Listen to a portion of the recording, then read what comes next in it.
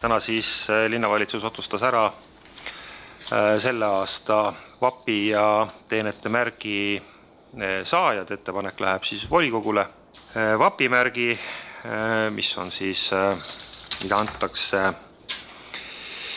linnapoolse erilise austusavaldusena, otsustas linnavalitsus niimoodi, et vapimärgi saajateks võiksid sellel aastal olla kunagine Tallinna linnapea Harri Lumi ja